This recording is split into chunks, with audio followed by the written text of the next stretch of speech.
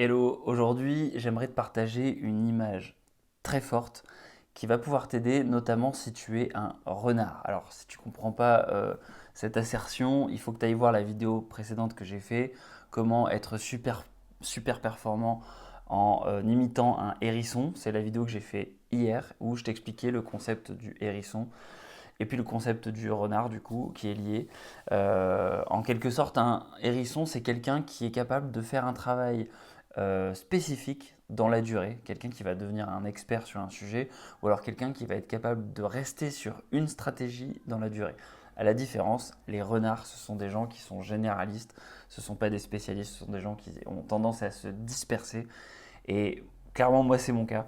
Donc du coup, quand c'est ton cas comme ça, quand tu as une tendance à vouloir chasser justement plusieurs lièvres, tu dois mettre en place une stratégie pour pouvoir te concentrer sur un projet, une priorité.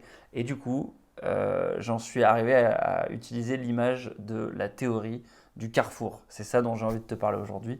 Qu'est-ce que c'est que cette théorie du carrefour? L'idée, c'est de se dire que pour pouvoir être performant, il faut quand même à un moment donné jouer au hérisson, même si tu as envie de chasser plusieurs lèvres et que tu es un renard. Pour ça, ce que tu vas faire, c'est tout simplement lister les projets auxquels tu es confronté, les idées que tu as envie d'explorer, puisqu'a priori tu as un carrefour. L'idée c'est que tu as un carrefour de choix. Il y a plein de choix qui s'offrent à toi, mais il va falloir que tu fasses un choix et que tu t'engages à 100% dans ce choix.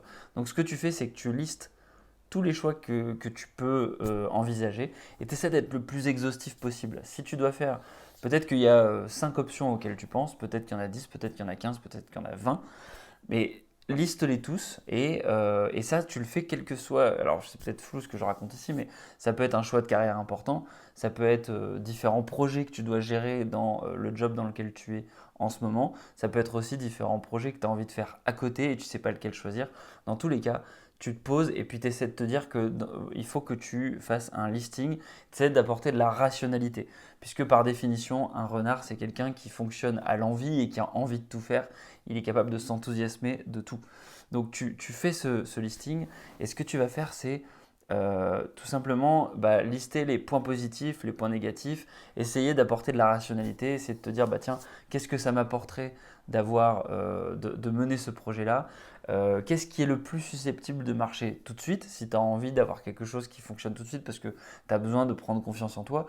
Qu'est-ce qui pourrait m'apporter le plus de valeur, le plus de richesse, le plus de temps.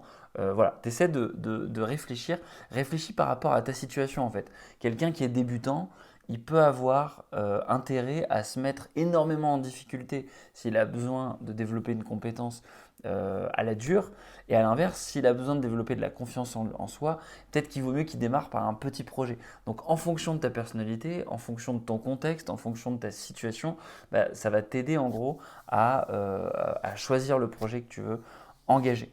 Le but ici, c'est que tu puisses peut-être aussi confronter cette analyse, une fois que tu l'as faite, toi, à t'être posé, aux gens autour de toi, à tes proches, et puis aussi potentiellement à ton ou tes chefs, notamment si c'est dans le cadre une difficulté à faire des choix dans le cadre d'un projet et de plusieurs projets, plusieurs priorités au travail. Moi, c'est quelque chose que j'ai déjà fait. Il y a plusieurs priorités, il y a plusieurs chantiers. Je les hiérarchise et puis je vais voir mon chef et je lui dis voilà, en fait, je rentre dans son bureau. Écoute, il y a le projet 1, le projet 2, le projet 3. Voilà l'ordre de priorité qui me paraît le plus évident, mais est-ce que tu es d'accord avec ça? Parce que comme moi, je dois absolument concentrer mes efforts pour que ça fonctionne et que j'ai tendance à m'investir partout, au moins ça me permet de savoir les sujets sur lesquels il ne faut pas que je dépense trop d'énergie.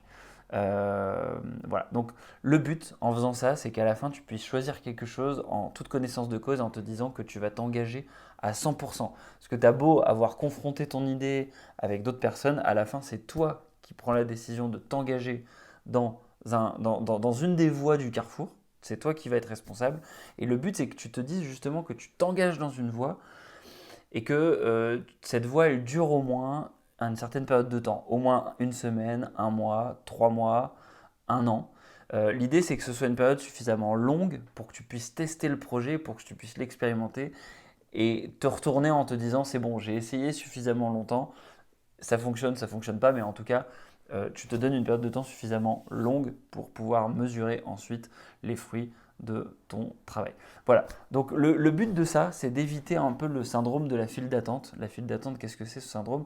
C'est, il y a plusieurs files d'attente et à chaque fois en fait que tu commences à rentrer dans une file, typiquement, tu vois, il y a plusieurs caisses au supermarché. À chaque fois que tu rentres dans une file, tu as l'impression que la file de gauche ou la file de droite, elle avance un peu plus vite. Donc tu te mets derrière la personne à gauche ou à droite sur une autre caisse. Et puis la file que tu viens de quitter, elle se met à avancer d'un peu plus vite. Et donc du coup, tu reviens et puis en fait, tu as l'impression que tu n'avances jamais et parce que tout simplement, tu es tout le temps en train de changer de file d'attente. Ben, le problème quand on est un renard, quand on a tendance à être beaucoup trop enthousiaste sur tout, c'est de jamais avancer et d'être tout le temps en train de changer de file. Quitte à ce que, en gros, bah, à certains moments, la file, elle rallonge parce qu'il y a une panne et qu'on s'est trompé. Donc, ce qu'il faut là, c'est sur cette histoire de Carrefour, c'est vraiment se dire je choisis un truc, je m'y tiens et je continue. Voilà. Ce que je te propose, c'est que demain, on va faire une autre vidéo sur cette notion de Carrefour, mais cette fois-ci, on fera l'exercice inverse. On jouera à retour vers le futur en se retournant, en se disant comment est-ce que le projet s'est passé, comment est-ce que ta carrière s'est passée. Essaie d'avoir en fait du recul sur tes expériences pour mieux comprendre cette théorie du carrefour qu'on a vu aujourd'hui. Sur ce, je te dis à la prochaine. Ciao, ciao.